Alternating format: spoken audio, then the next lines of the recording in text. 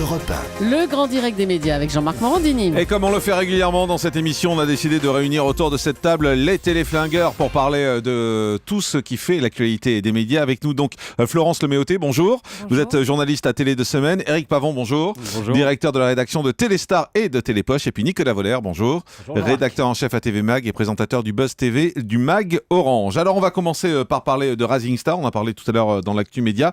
On va poser la question clairement, Nicolas Voller, c'est mort ? Rising Star, Ouais. c'est en soins palliatifs, on va dire. Je pense qu'M6 va essayer de se sortir dignement de ça pour pas que ça devienne un accident industriel. Ils ont une chance de s'en sortir ? Franchement, en audience, non. On va être très clair, non. D'autant que jeudi, vous savez qu'il y a Profilage qui arrive, qui est Sur la TF1. série depuis 2 ans qui cartonne le plus sur TF1, 7 millions de téléspectateurs l'an dernier en moyenne. C'est beaucoup plus fort que le feuilleton qui était juste avant, Crossing Lines, qui réalisait des scores en dessous de 5 millions. Donc je pense que oui, on va vers une mort douce et lente, et M6 espère digne de Rising Star. Ça veut dire quoi, une des programmations pour vous ? Thomas Un Valentin a passage dit... sur W9 ? Thomas Valentin a dit hier que non, Mhm. qu'il n'y aurait pas de déprogrammation, qu'il n'y aurait pas de réduction de nombre de primes. Ça m'a beaucoup surpris. Je crois qu'il en avait prévu une douzaine. Franchement, si on passe sous les 2 millions et si on ne reste pas autour des 10% de part d'audience, on ne peut pas s'attendre à autre chose qu'une déprogrammation ou alors qu'un raccourcissement des Ou un primes. transfert sur W9 éventuellement pour Ça risque sauver les d'être meubles. compliqué en termes de budget, notamment en pub. Ouais. Pour les annonceurs. Florence, pourquoi ça marche pas Rising Star ? Pourquoi ça marche pas ? C'est un concept. Je pense, moi, la vraie question, la vraie réponse, c'est on en a tellement parlé. En fait, c'est ça. Ça fait 1 an quand même. Ça a été annoncé il y a 1 an au MIPCOM. Alors, ça a été annoncé, présenté comme un phénomène. Ça a fait presque 50% de part d'audience en Israël. C'est le nouveau concept qui va révolutionner les concours de chant. Et ça faisait 1 an qu'on entendait ça. Donc, du coup, l'effet de surprise, je pense, n'a pas pu marcher du côté des spectateurs. Après, il y a un problème évident quand même de présentation. Je pense parce que de prendre quand même Guillaume Pley, un animateur qui est absolument inconnu du grand public, et même s'il n'est pas forcément mauvais, ça marche pas. Et Et le concept est assez fort pour vous ? Le concept, je pense que le concept réside surtout dans le mur, en fait. C'est comme The Voice, c'est les auditions qui sont les plus fortes. Après, le reste, déjà, donc ça veut dire que déjà, on est à 2 millions 2, avec des auditions, donc avec ce phénomène du mur. Qu'est-ce que ça va donner quand on va passer au duel ? Je sais pas ce que ça risque de perdre encore en spectateurs. Éric Pavon, c'est naze, Rising Star ?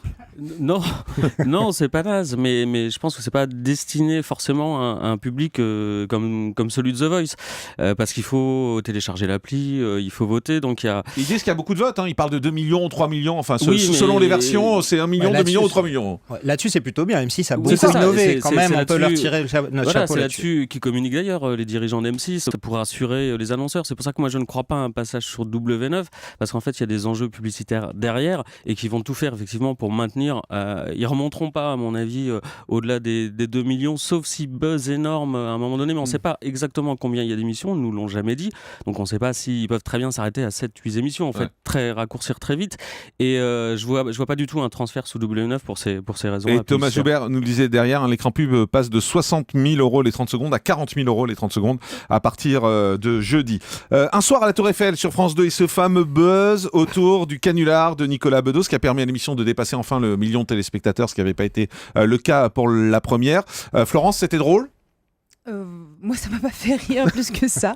Je pense que c'était fait pour effectivement faire du buzz. Après, il faut juste rappeler que quand ça a été enregistré, c'était le 29 septembre. Donc avant la diffusion de la première émission. Donc ils savaient pas que l'émission allait faire des scores modestes.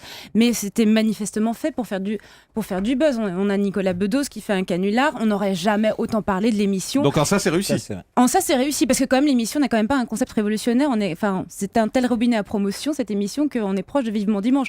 Donc il y avait peut-être aussi un effet. On savait que le concept, à part le décor qui est grandiose, qui est sublime, bien sûr, le concept n'est pas révolutionnaire. Donc il y avait besoin de quelque chose pour lancer la machine, à mon avis. Nicolas Voller, c'était une bonne idée ? La bonne idée, Nicolas Bedos a toujours des idées complètement dingues. Par contre, ce qui est incroyable, c'est que Alessandra Sublet a vraiment joué le jeu. Et bien d'ailleurs, hein, pour ceux qui l'ont vu, on y a vraiment cru. Moi, le premier, j'ai été me coucher en pensant que Bedos avait Vous une y avez histoire. cru ? Ouais. Moi, j'étais me coucher en pensant que Bedos avait une Nicolas, histoire avec Tréorvella, mais je vous enfin, assure, Jean-Marc, vous j'étais êtes fatigué. naïf. Vous n'êtes Il pas était resté minuit. jusqu'au bout. Bah non, je suis pas resté jusqu'au bout, mais comme beaucoup de téléspectateurs oui, qui c'est ont un peu découvert le reproche lendemain que- que c'était un canular. J'ai un Mais truc sur à le vous dire. service public- J'ai un truc à vous dire sur le Père Noël à la fin de l'émission, mais bougez pas. Hein. Une révélation. Ouais, sur le Père Noël. Allez-y. Mais Nicolas Bedos, quoi. Non, je disais Nicolas Bedos. Et Coutumier lui fait. Ce qui est intéressant, c'est que ce soit passé sur le service public, que France 2 l'ait assumé. Bon, peut-être du bout des lèvres, mais ils l'ont quand même assumé. Mais on est quand même plus que limite. Éric ? C'est un beau coup de buzz. Après, le seul reproche que je pourrais faire, c'est qu'effectivement, ça n'a pas été dit tout de suite. Que c'était une fois le générique fini.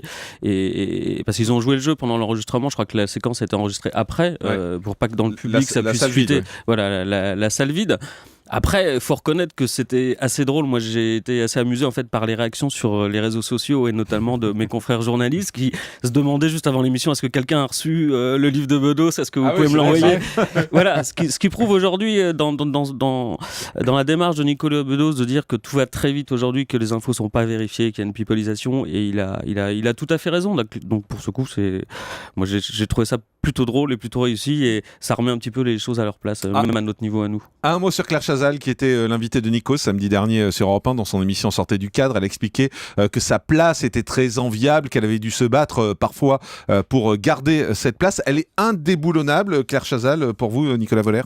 Indéboulonnable, oui. PPDA se pensait indéboulonnable aussi, vous voyez. Non, il y a personne n'est indéboulonnable. Claire Chazal fait partie des meubles à TF1, mais à un moment... On peut bouger les meubles ou pas? Ouais, on peut les bouger, bien sûr. À un moment, la direction de la chaîne dira stop, ça y est, c'est fini. Claire Chazal ne choisira pas son destin, comme PPDA n'a pas choisi le sien.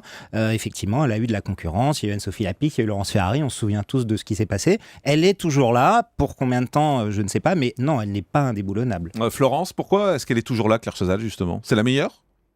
Je ne sais pas si c'est la meilleure, parce que la preuve, je pense que la question se pose d'autant plus crucialement que ces dernières interviews avec des politiques, et notamment avec Manuel Valls, elle a été très critiquée. Il y a eu l'épisode DSK, là il y en a eu d'autres. Donc du coup, je pense qu'en interne à TF1, on se pose la question. Après, elle réunit encore 8 millions de spectateurs dimanche dernier à 20h, ce qui est quand même un beau score.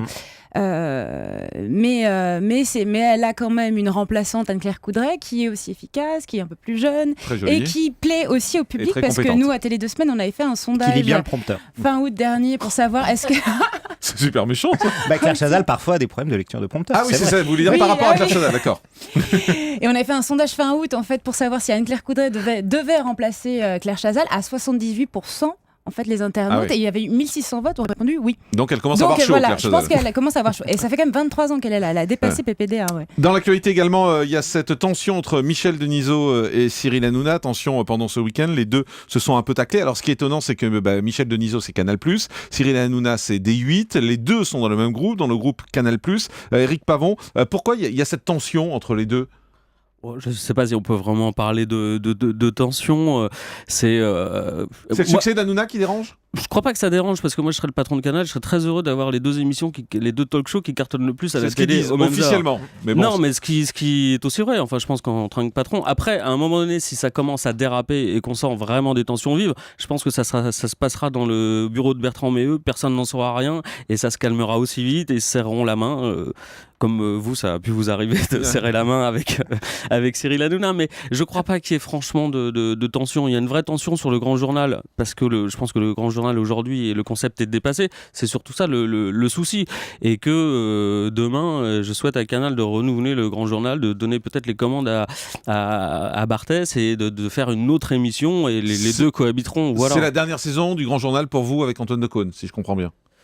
Sauf si Antoine Decaune arrive à se renouveler, mais je pense qu'il serait vraiment temps de changer complètement le concept, et ils en ont les moyens, ils ont les personnes dans la maison Canal pour le faire. Nicolas Voller. Ce qu'il faut dire aussi, c'est que Antoine Decaune et Cyril Hanouna ne s'affrontent pas directement. Là, on a eu Michel Denisot, qui n'est plus vraiment Canal, il fait une émission tous les 6 mois sur Canal+, qui est une sorte aujourd'hui de super VRP, de super ambassadeur de la marque, mais qui n'est plus dans la chaîne à proprement parler. Donc il peut parler, il a une liberté de parole, il peut dire des choses que Antoine Decaune ne va pas dire. Mais vous pensez aussi que c'est la dernière saison pour Antoine Decaune au Grand Journal? Moi, je pense que c'est une question d'envie pour Antoine Decaune. Pas sûr qu'il ait envie, ça a l'air compliqué de faire une saison de plus. Et effectivement, le poids pris par Yann Barthès, Eric le soulignait, est considérable. Et on pourrait avoir un petit Grand Journal l'an prochain qui prendra la place du grand, carrément. Florence, moi, je ne suis pas sûre que le petit journal, parce que le petit journal commence à s'essouffler, et je ne sais pas si tu le remarques, mais il fait quand même beaucoup moins le buzz. Après, moi, je pense que la grande erreur de Canal+, c'est quand Antoine Decaune est arrivé, c'est de ne pas avoir tout cassé, de ne pas avoir changé totalement de concept et fait une autre émission que le Grand Journal. Parce que là, ça marche pas, et il faut le signaler quand même. Cette saison, depuis la rentrée, le Grand Journal est passé sous le million de spectateurs. Exactement. Et il a été battu par Touche pas à mon poste sur D8. Le grand direct des médias, Jean-Marc Morandini.